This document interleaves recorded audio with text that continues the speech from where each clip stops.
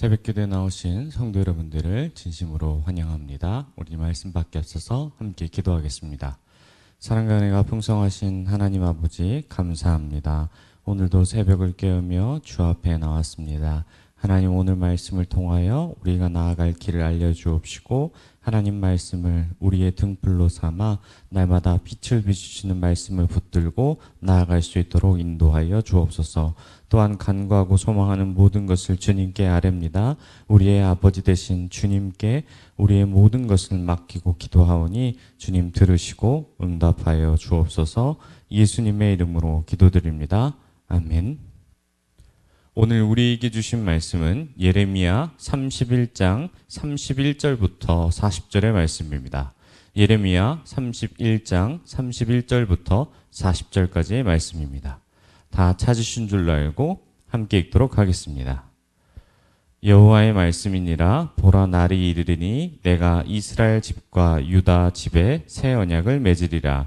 이 언약은 내가 그들의 조상들의 손을 잡고 애굽 땅에서 인도하여 내던 날에 맺은 것과 같지 아니할 것은 내가 그들의 남편이 되었어도 그들이 내 언약을 깨뜨렸음이라. 여호와의 말씀이니라. 그러나 그날 후에 내가 이스라엘 집과 맺은 언약은 이러하니 곧 내가 나의 법을 그들의 속에 두며 그들의 마음에 기록하여 나는 그들의 하나님이 되고 그들은 내 백성이 될 것이라. 여호와의 말씀이니라. 그들이 다시는 각기 이웃과 형제를 가르쳐 이르기를 너는 여호와를 알라 하지 아니하리니 이는 작은 자로부터 큰 자까지 다 나를 알기 때문이라. 내가 그들의 악행을 사하고 다시는 그 죄를 기억하지 아니하리라. 여호와의 말씀이니라. 여호와께서 이와 같이 말씀하셨느니라. 그는 해를 낮에 빛으로 주셨고 달과 별들을 밤의 빛으로 정하셨고 바다를 뒤흔들어 그 파도를 소리치게 하나니 그의 이름은 만군의 여호와니라. 이 법도가 내 앞에서 패할진대 이스라엘 자손도 내 앞에 끊어져 영원히 나라가 되지 못하리라. 여호와의 말씀이니라.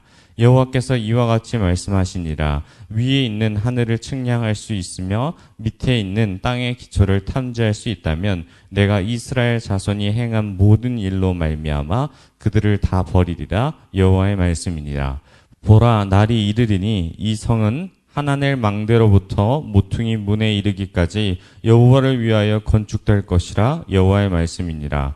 측량줄이 곧게 가렙 언덕 밑에 이르고 고아로 돌아 시체와 제 모든 골짜기와 기드론 시내에 이르는 모든 고지 곧 동쪽 마문의 모퉁이에 이르기까지 여호와의 거룩한 곳이라. 영원히 다시는 뽑히거나 전복하지 못할 것인지라. 아멘. 선하심의 증거 새 언약이란 제목으로 하나님의 은혜를 함께 나누겠습니다. 성경을 읽다 보면 정말로 하나님이 선하신가라는 의문을 가지게 됩니다. 창세기부터 말씀을 읽다 보면 하나님은 매우 선하시고 의로우시며 창조의 신으로서 피조물을 잘 다스리는 분으로 소개가 됩니다. 그러다가 출애굽기와 민수기를 거치면서 여호수아로 넘어가면 굉장히 무자비한 하나님으로 느껴질 때가 많습니다. 왜냐하면 생명에 대한 중요성보다 자신의 뜻을 이루기 위해 피조물을 다루는 폭군처럼 느껴지기 때문입니다. 하나님을 믿지 아니한 사람들이 하나님을 보기에 무자비한 폭력과 살인을 벌이는 전쟁에 미친 신으로서 오해할 수 있을 만큼 너무나도 사륙적인 장면들이 많이 나옵니다. 말씀을 자세히 들여다보면 이스라엘 백성이 때론 자신의 입장에서 하나님을 선하다고 고백하는 장면들이 중간마다 기록되어 있습니다. 그 장면이 기록된 모습을 살펴보면 이스라엘에게 많은 유익을 가져다 주었을 때 이스라엘 백성은 하나님을 찬양합니다. 그렇지 못한 경우는 대부분 이스라엘 민족이 큰 죄를 지어 벌을 받게 되는 것이죠. 그렇다면 많은 사람들에게 하나님에 대해 증언하기 위해 어떤 이야기를 해야 될까요? 오늘 본문이 바로 하나님이 선하시다라는 증거가 됩니다. 하나님이 선하시다는 증거는 성경 안에서도 너무나도 많고 성경 밖에서도 너무나도 많습니다. 하지만 하나님 자신을 계시하신 성경이 가장 하나님을 잘 드러내기에 오늘 본문을 통해 하나님의 선하심을 경험하고 그 은혜를 누리는 시간 되시길 소망합니다. 이스라엘 백성에게 하나님이란 존재는 선하시며 신실하신 존재라는 사실을 잘 알고 있습니다. 그래서 자신이 우상을 숭배하며 죄악에 물들어 있을 때 하나님이 보내주신 수많은 선지자들을 통해 말씀을 듣고 다시 돌아왔습니다. 하지만 주변 나라의 강한 모습과 그들이 섬기는 우상의 모습을 보고 계속 우상들을 숭배하며 하나님으로부터 멀어지고 실패하였습니다. 우상을 숭배한 이유를 살펴보면 그들 마음에 욕심이 있었습니다. 하나님은 분명히 이스라엘 백성에게 우상들과 나를 겸하여 섬길 수 없는 분이라 말씀하셨지만 하나님께서 주신 그 말씀을 잊어버리고 자신의 욕심과 유익대로 이스라엘 백성들은 하나님도 섬기고 우상도 섬기면 우리에게 더 큰 유익이 될 것이다 라고 생각하는 그런 야망이 있었기 때문에 이스라엘 백성들은 결국 죄에 물들고 말았습니다. 이런 이스라엘에게 하나님은 끊임없이 자신의 사랑을 보여주셨습니다. 이스라엘 조상인 아브라함과 맺은 언약을 계속적으로 지키셨으며 이제는 하나님께서 그 언약을 끊어내시고 이스라엘을 포기하는 것이 아니라 새 언약으로 이스라엘을 다시 맺으셔서 이스라엘을 회복시키시기로 작정하십니다.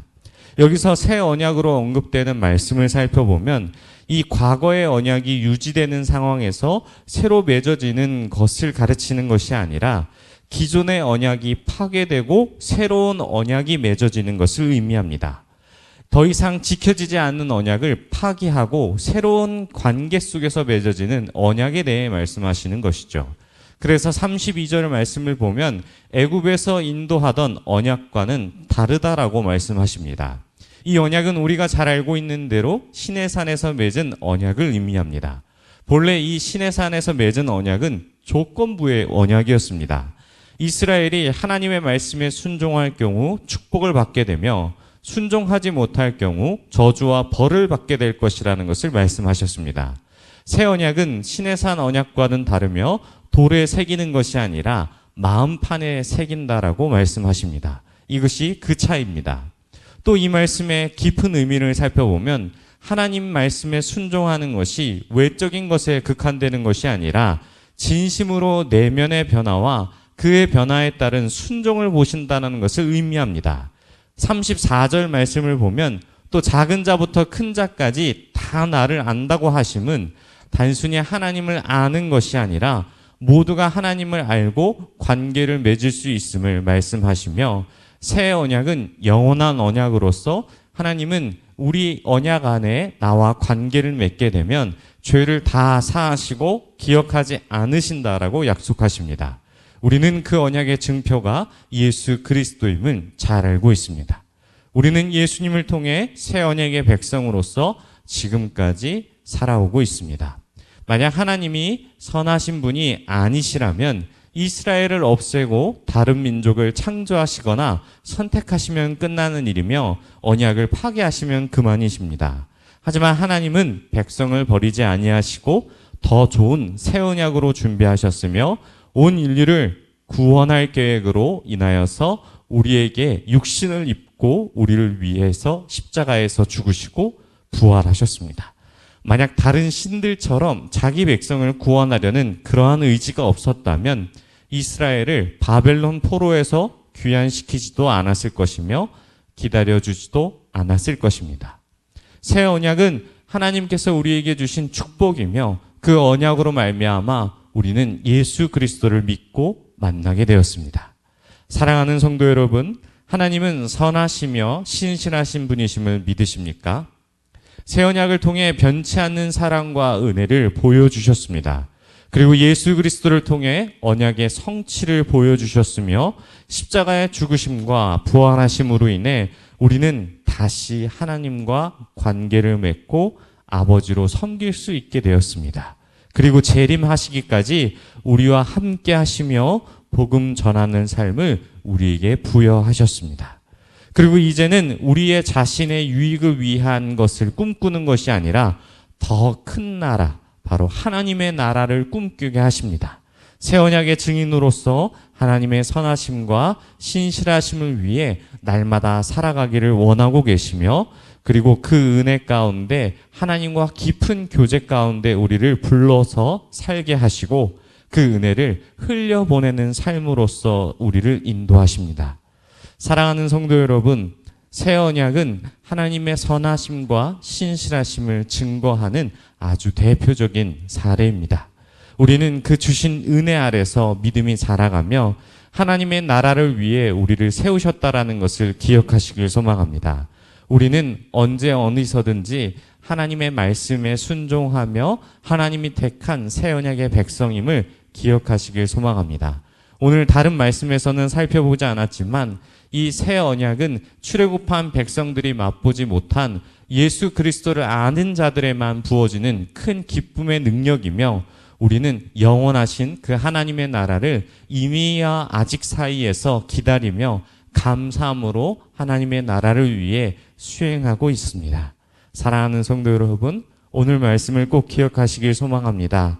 주님이 주신 그 말씀의 은혜 아래 우리의 믿음이 자라날 때 하나님은 우리를 하나님의 나라의 일꾼으로서 복음 전하는 자리에 우리를 부르시고 하나님의 복음을 전하게 하실 것입니다. 그럴 때 우리는 하나님이 얼마나 선하시고 신실하신지 증언해야 될 이유가 바로 말씀에 있습니다. 오늘 말씀을 기억하시고 복음 전하는 삶을 살아가는 저와 여러분이 되시길 진심으로 축원합니다. 우리 기도하겠습니다. 하나님 아버지, 들은 말씀 생각하며 함께 기도할 때 우리의 마음 가운데 하나님의 말씀을 마음에 새기고 순종하는 삶을 살아가게 하여 주시옵소서. 또한 우리의 마음과 생각을 변화시켜 주셔서 매일 삶 속에서 주님의 뜻을 따르고 실천하는 우리가 되게 해달라고 우리 주여 한번 부르시고 통성을 함께 기도하겠습니다. 주여, 하나님 아버지, 말씀 가운데 우리를 새 언약의 사람으로서 불러주시고 알게 하시고 세워주시니 감사합니다. 하나님의 뜻에 따라서 하나님이 얼마나 선하시고 신실하신 분인지를 알게 되었습니다.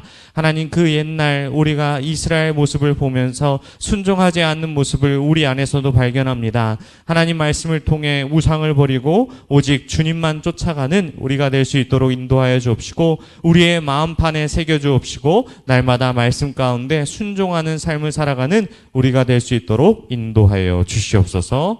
우리 계속해서 기도하겠습니다. 하나님, 우리의 삶 속에서 주님의 선하심과 신실하심을 증거할 수 있는 힘과 용기를 부어 주옵소서.